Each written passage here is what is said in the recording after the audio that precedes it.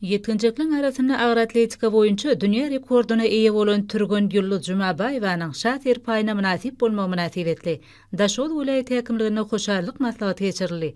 Oňa ýaşulyň etlen wekilleri, Turkmenistanyň mejlisiniň deputatlary, jemgyýetçilik guramalarynyň agdalary, sportyň bir näçe görünüşleri boýunça meşgullanýan türgünler gatnaşdylar.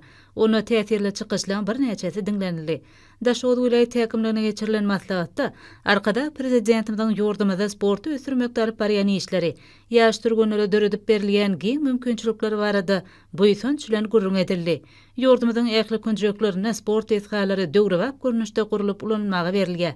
Sport mekteplerine ýaşlaň sportyň durly görnüşleri boýunça meşgullanmagy, hüner derejesini kämilleşdirmäge giň mümkinçilikler döredilýär.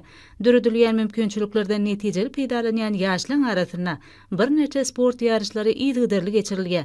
Maslahatda bular barada çykyş edenler, arkada prezidentimiň şahyr paýyna münasip bolan türgüne mundan beýlekde sport ulgamyna uly üstünlikleri gazanmagyny arzu etdiler. Halkymyzy asuda abadan durmuşda ýaşadýan, ýurt saglygyna baş baýlygyna deňeýän gahrman arkadagymyza hoşarlyk sözlerini beýan etdiler.